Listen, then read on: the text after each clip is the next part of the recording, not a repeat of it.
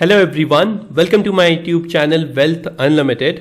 आज इस वीडियो में हम बात करने वाले हैं कुछ ऐसे स्टॉक्स की जहां पे मुझे काफ़ी कम रिस्क दिखाई देता है and there are high chances कि इन स्टॉक्स में आप इन्वेस्ट करके एक अच्छा रिटर्न कमा सकते हैं। मैं आपको बता दूं कि ये स्टॉक्स मेरे पर्सनल पोर्टफोलियो में भी है एंड आप इन स्टॉक्स में एसआईपी का भी प्लान कर सकते हैं for the long term returns. So before starting the video, अगर आप इस चैनल पे नए हैं तो please make sure to hit the subscribe button and do like this video.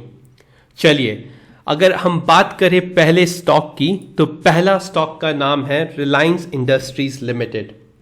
आप सब जानते हैं कि ये कंपनी इंडिया की सबसे लार्जेस्ट कंपनी है and they are also listed into Fortune 500 companies of the world.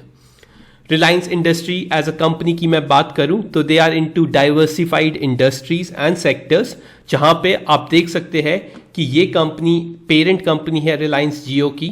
They are into the retail segment, financial services and now they have recently bought Ajio as well in their e commerce site.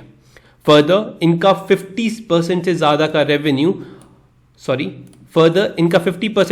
का revenue petroleum business से आता है and they are much well versed with this kind of business and they have been making huge profits from petroleum business as well as geo business in terms of growth.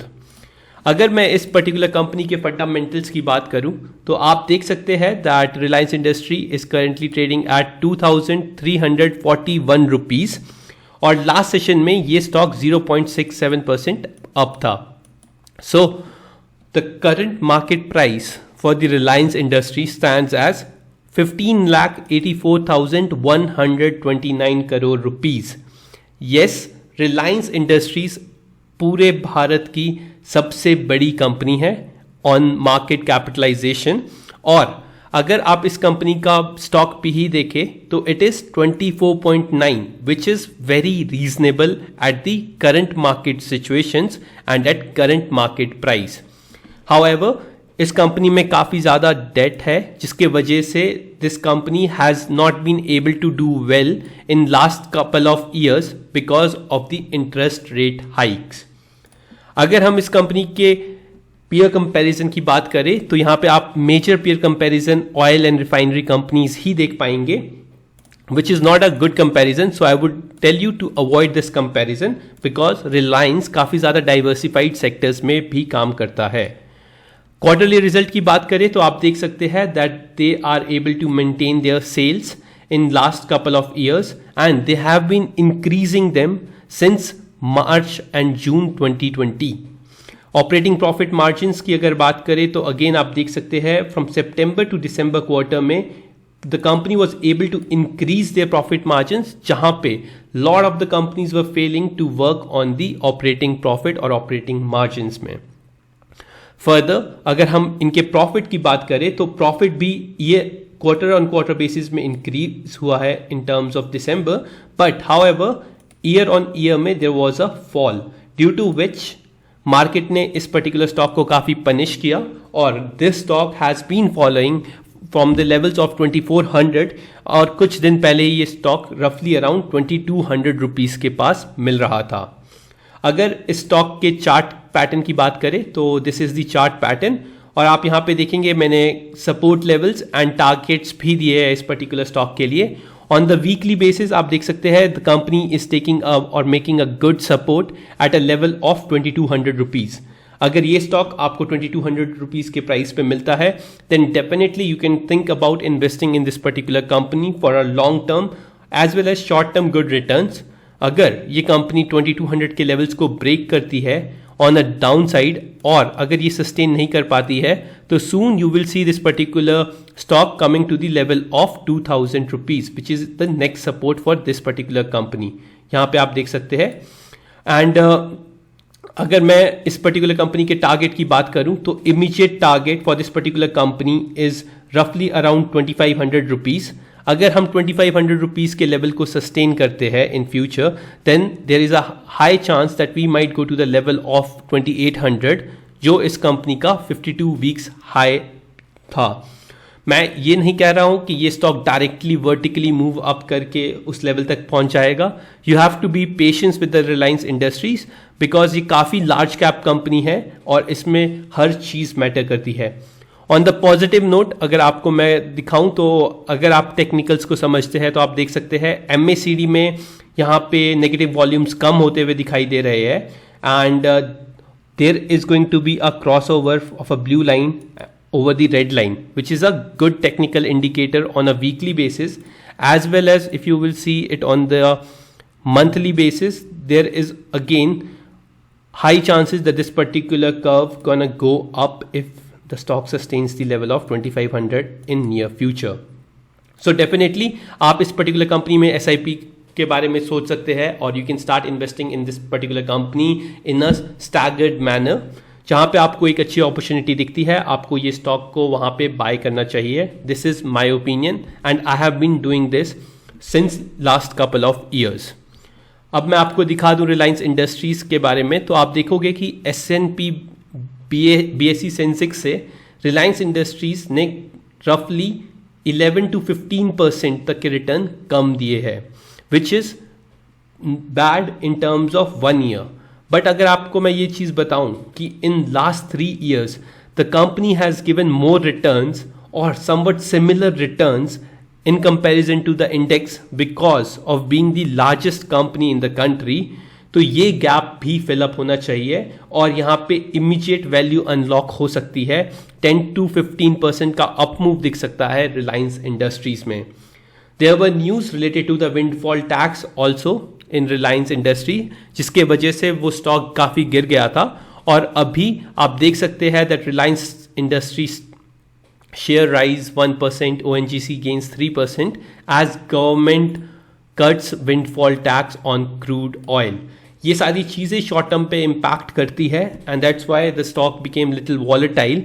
But अगर आप इस company का एक long term perspective देखते हैं तो definitely you should think about investing in this particular company. Now अगर मैं दूसरे स्टॉक की बात करूं, जो दूसरा स्टॉक मेरे रडार पे है वो है डीमार्ट. यस, ये कंपनी स्टॉक मार्केट पे लिस्टेड है एवेन्यू सुपरमार्ट के नाम से and they are into the retail market business and they are doing really well when it comes to organizing and managing the supermarkets. अगर आप मुंबई से है या बैंगलोर से है या किसी भी बिग सिटी से है तो definitely you might have heard the name of DMart. और अगर मैं डीमार्ट के टेक्निकल्स की बात करूं तो डीमार्ट का करंट मार्केट प्राइस है 3,496 rupees. The stock was down by 4.3%. इसका भी रीजन मैं आपको बताऊंगा because stock recently presented their quarterly results which were not treated well by the market. The current market capitalization for the DMart is 2,26,640 crore rupees और इस company का PE 96.6 है which is high. अगर मैं आपको बताना चाहूं that the stock PE of 96.6 is the lower end of the Avenue Supermart because ये कंपनी हमेशा से काफ़ी हाई वैल्यूएशंस पे ट्रेड करती थी and I believe that this particular price is somewhat within factors to the growth. You can definitely think about investing in this particular company. इस company के according अगर आप इस कंपनी का डेट देखेंगे which is of 711 crore which is very very less which is a very positive sign for such companies. अगर हम इस कंपनीज के क्वार्टरली रिजल्ट की बात करें तो आप देख सकते हैं the sales has been increasing since December 2019 to December 2022 where they made a sales of 11,569 crore rupees. The operating profit has been somewhat similarly increasing if we will skip 1 or 2 quarter results in this. The profit after tax has been increasing from 748 crore to 812 crore on year basis. And अगर आप इसका compare YOY में भी करके देखोगे तो definitely there is also a increase in this particular stock net profits as well. अगर हम बात करें इस कंपनी के शेयर होल्डिंग पैटर्न की तो आप देखेंगे कि FI has been in this particular company since March 2020, or there is a very slight trim of their stake. However, अगर DIIs की बात करें, डोमेस्टिक इंस्टीट्यूशंस की बात करें, तो they have definitely bought this particular company in last 2 quarters. Promoters ने अपना स्टेक बराबर मेंटेन करके रखा है, विच इज़ ऑफ 74.98%, जितनी की लिमिट हमें सेबी देती है. अगर मैं डीमार्ट के चार्ट की बात करूं तो आप देख सकते हैं, this is the current support level for DMart. The current market price is however 34.96. It gave a run up in last 2-3 trading sessions, but अगर आपको ये स्टॉक 3150 या 3200 के लेवल के आसपास मिलता है, then definitely you should think about buying और investing in this particular company. आप अभी भी इस पर्टिकुलर कंपनी में SIP स्टार्ट कर सकते हैं. The immediate target which I see for this particular company is रफली 3800, and in long term this particular company has the potential to reach and touch its all time high as well. अगर मैं आपको इस particular stock को daily basis पे दिखा दूं तो आप देखेंगे कि the stock was running from last 3 sessions on the upcoming due to upcoming quarterly result, but after the result the stock fell, which is a negative sign. However, the company has made a good base at the level of 3300 to 3200, जहाँ पे आप इस particular stock को add करके देख सकते हैं with a strict stop loss of 3000 rupees. Further अगर आप देखेंगे तो यहाँ पे MACD क्रॉसओवर डेली बेसिस पे हो चुका था, बट अगर आप इसका मिड टर्म परस्पेक्टिव देखना चाहें और वीकली चार्ट देखें तो the company is going to generate a crossover on the MACD, and there has been negative trend going away on this particular chart as well. So this is one of the reason why I believe that this particular company can do well, and इनका business expand हो रहा है. That is one of the big reason I believe that this particular company can do well in future and can generate good returns. However, due to the inflation and slowdown, ये company अच्छा नहीं कर पाई. But आपको definitely इस company के बारे में सोचना चाहिए, because according to my research जो मैं आपके साथ शेयर कर रहा हूँ just for the educational purpose, I believe that this particular company has a good potential to go up from the current levels. अगर आप प्राइस टू अर्निंग की बात करेंगे तो आप देखेंगे कि इसका 1 ईयर मीडियन PE वॉज रफली around 125 or roughly around 134. It has always stayed above 100 rupees.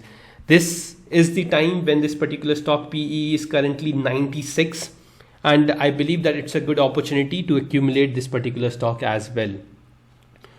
The last news was related to the DMart, was related to their Q4 updated revenue, where they saw an increase of 20% in year on year, and the store count was roughly counted as 324. And they have been expanding their stores across Pan India, and they are doing well in doing this business. And I believe that this particular company should definitely give good returns if you are doing SIP in these kind of stocks. So I hope I was able to give you a good overview of these two companies and why I believe that this particular companies can do well in future. So disclaimer that this is my personal research which I did on these two particular stocks, and I have been adding them from last couple of years. If you think that your portfolio has the space to hold these two big large cap stocks, then definitely you can consult your financial advisor and work with him for the same. Thank you for watching.